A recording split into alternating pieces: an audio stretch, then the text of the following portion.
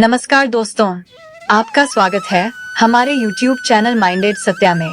दोस्तों, आज हम बात करेंगे श्री कृष्ण द्वारा बताई गई मनुष्य की 3 ऐसी बुरी आदतों के बारे में जो हमें बर्बादी की ओर ले जाती हैं। क्या है वो 3 आदत और कैसे हमें इनसे बचना चाहिए, चलिए जानते हैं।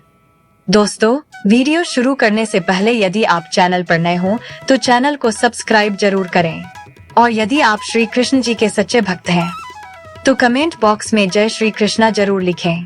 तो चलिए शुरू करते हैं। पहली आदत, क्रोध।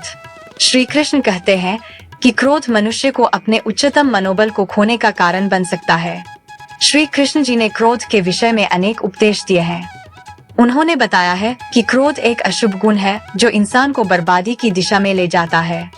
श्रीमद् भगवद गीता में उन्होंने कहा है, क्रोध से संपूर्ण ज्ञान नष्ट हो जाता है और ज्ञान नष्ट होने से संपूर्ण स्मृति नष्ट हो जाती है।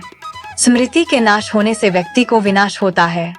इससे साफ होता है कि क्रोध एक विकारकारी भावना है जो मानव जीवन को बुरी तरह प्रभावित कर सकती है। यह मन और बुद्धि को अशांत करता है, सही निर्णय लेने की क्षमता को कमजोर करता है और संपूर्ण व्यक्तित्व को अवसाद में डाल सकता है।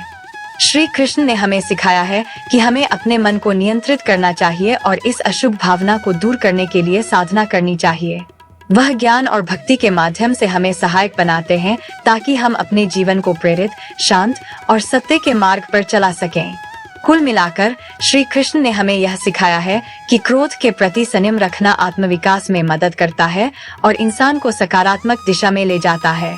इसे नियंत्रित करना महत्वपूर्ण है ताकि सही निर्णय और सफलता की दिशा में मन को संयमित रखा जा सके।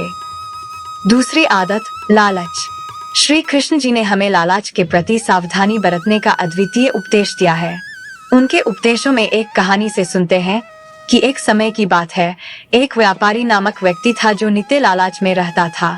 एक दिन वह श्री कृष्ण के पास गया और उनसे एक सुझाव मांगा, हे कृष्ण, मुझे और धन की प्राप्ति के लिए क्या करना चाहिए? श्री कृष्ण ने मुस्कुराकर उससे पूछा, तुम लालच में क्यों हो? व्यापारी ने कहा, धन की भाग्यशाली प्राप्ति के लिए। श्री कृष्ण ने उससे कहा, लालच एक अंधेरे गुफा की तरह है जो इंसान को अपने लक्ष्य की दिशा में अंधकार में डाल सकता है।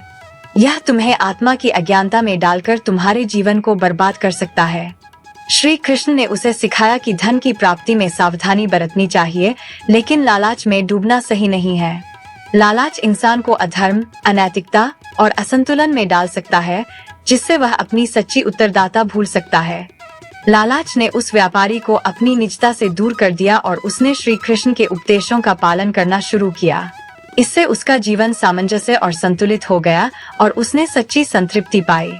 इस कहानी से हमें यह सीखने को मिलता है कि श्री कृष्ण ने हमें लालच की महत्वपूर्णता पर चिंता करने की सलाह दी है और हमें यह सिखाया है कि सही मार्ग पर चलने के लिए हमें विचार करके निर्णय लेना चाहिए। लालच से बचकर ही हम सच्ची संतुष्टि और आत्मा की प्राप्ति कर सकते हैं, जिससे संतुलन खो जाता है और उच्चतम मूल्यों का हनन हो सकता है। तीसरी आदत, अहंकार। श्री कृष्ण ने भगवद गीता में अहंकार के बारे में कई महत्वपूर्ण बातें कही हैं। उनके उपदेशों में अहंकार को एक मनुष्य के लिए बड़ा हानिकारक आधार माना गया है। श्री कृष्ण ने कहा कि अहंकार का मतलब है अपनी मानवता भूल जाना, स्वयं को परमात्मा से अलग मानना।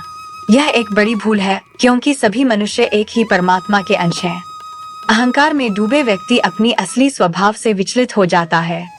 अहंकार का अनुसरण करने वाले व्यक्ति कभी कभी खुद को सबसे उच्च मानकर अन्यों को तिरस्कृत करने लगते हैं।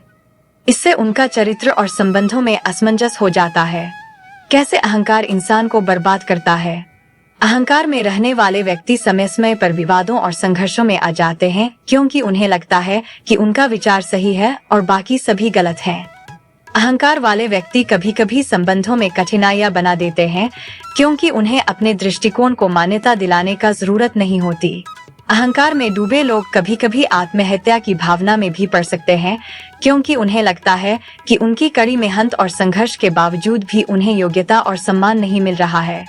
श्री कृष्ण की यह सीख हमें याद दिलाती है कि अहंकार एक विकराल रास्ते की ओर ले जा सकता है, जो हमें अपने आत्मसमर्पण और समर्थन के साथ अधिक संबंधित बनाए रखना चाहिए।